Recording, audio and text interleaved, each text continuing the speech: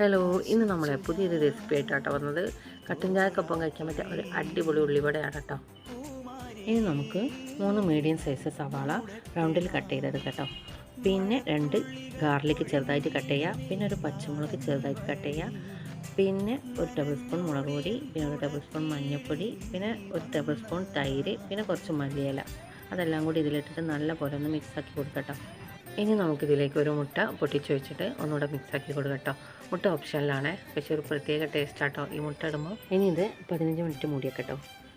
അതിനുശേഷം നമുക്ക് തുറന്നിട്ട് 1 ടേബിൾ സ്പൂൺ മൈദപ്പൊടി ഇട്ടിട്ട് നല്ലപോലെ ഒന്ന് മിക്സാക്കി കൊടുക്കട്ടോ.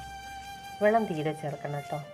ഇനി നമുക്ക് കയ്യിൽ കുറച്ച് മെഴുക്കാക്കിയിട്ട് നമ്മുടെ ബാറ്റർ ഒരു സ്പൂണ് കയ്യിലേക്ക് ഇട്ട് കൊടുക്കട്ടോ. എന്നിട്ട് കൈ കൊണ്ടൊന്ന് വെള്ളം ഇങ്ങനെ പരത്തിയിട്ട് തിളച്ചെണ്ണയിലേക്ക് ഇട്ട് കൊടുക്കട്ടോ. തിളച്ചെണ്ണയിലേക്ക് ഇടുമ്പോൾ സൂക്ഷിച്ച് ചെയ്യണം കേട്ടോ.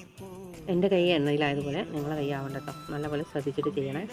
കട്ടൻ ചായക്കൊപ്പം കഴിക്കാൻ പറ്റിയ ഒരു അടിപൊളി സ്പെഷ്യൽ ഉള്ളിവട ഇവിടെ റെഡി ആയിട്ടുണ്ട് കേട്ടോ. എല്ലാവരും ഉണ്ടാക്കി നോക്കിക്കോളെ. നല്ല സോഫ്റ്റ് ആട്ടോ, നല്ല ഇങ്ങനെ നെരിച്ചിലുണ്ട് കേട്ടോ. കഴിക്കുമ്പോൾ ആവശ്യത്തിനുള്ള ഉപ്പ് കൂടി ചേർത്ത് കൊടുക്കണം കേട്ടോ.